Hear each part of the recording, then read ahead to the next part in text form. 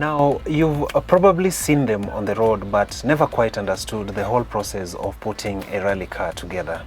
This week on Metropole Sports Center, I get to spend time with rally driver, that is Maxine Wahome, to understand what it means to be a woman in rally driving and also understand some of the nitty-gritties of the rally.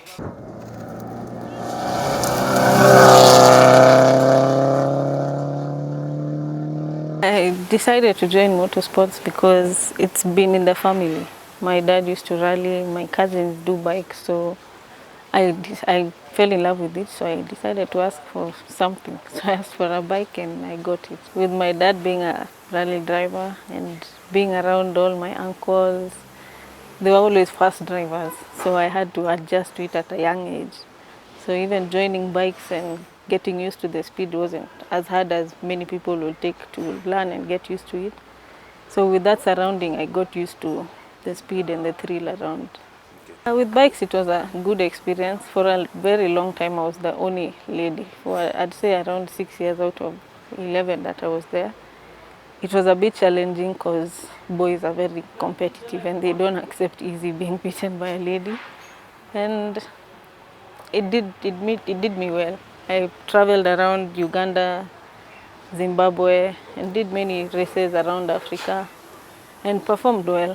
I'd say it made me who I am today. We need more people to come out and support it and be there for the guys competing and encourage them to be noticed and be recognized. Motocross is not recognized as much as it is in other countries.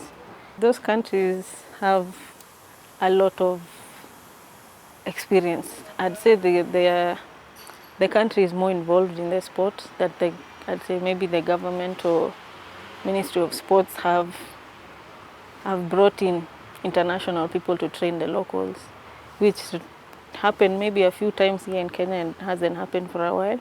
So they get the tactics and skills from professionals.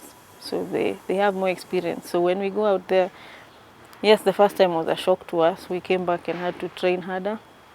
But I'd say they are more experienced. They have more skills and lessons from abroad, professionals, which we lacked, but we trained ourselves and we got to their standard.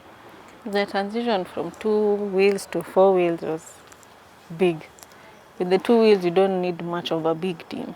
Basically, with the 2 wheels, it was just me and my dad, and we would be able to handle everything. But with the 4 wheels, you need a full team, the mechanics, to the logistics, to me and my navigator, to the after.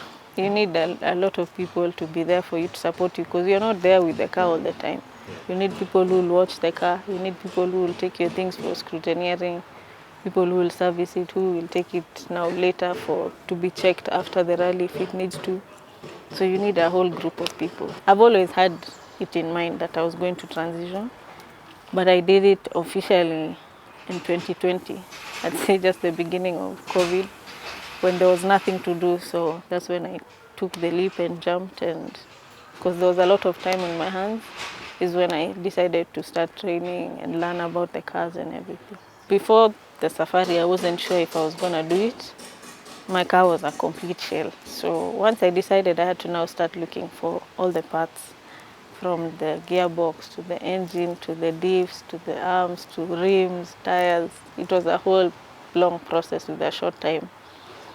Luckily, we were able to finish, built the car in a short time, and went blind into the rally. Didn't do any testing, just went and hoped for the best. It turned out well. There's not many people who are out there to support ladies, but if you prove yourself, they come out and support you. For me, I'd say with the bikes, I got a lot of hate speech and everything, but it's up to you with your determination and your will to be seen. You'll get there. CARICOM has really helped me. They've seen the potential that ladies can do in the male-dominated sport, which is a great thing for them to support ladies, and especially young ladies. We are looking forward to going further with them. They've supported me in this Voi rally. I was able to finish and bring up their name as well. So I'd say they are of great support. So with this rally car, I'd say this is mostly the most important, which is the roll cage. It goes all through to the back. This is a bucket seat where you're fixed into the seat. These are the belts, the seat belts, which come this way and from the side, which come and all lock in the middle.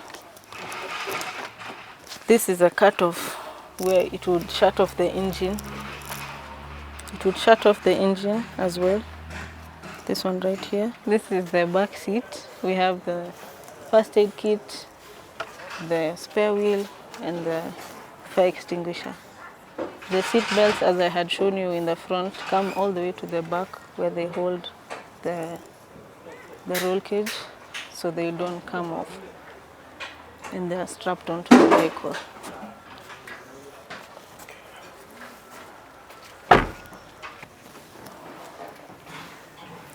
This is now the boot. Here we have the spare wheel, another spare wheel. We have the fuel tank where we put from here. We only specifically use avgas. And this is the jack for in case you have a puncture. My aspiration, I'd say, is just to keep going. Every rally, not to miss, get the mileage, get recognized. Eventually I'll get to the top and maybe rally out of the country. So I'd say my top goal is out of the country, but for now is to keep going and get the mileage, get experience, learn from everything I do.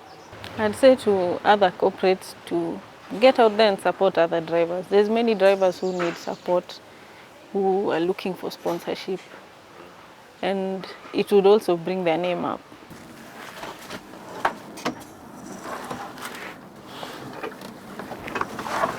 Now, it's not quite an easy feat to be a rally driver, as you can see.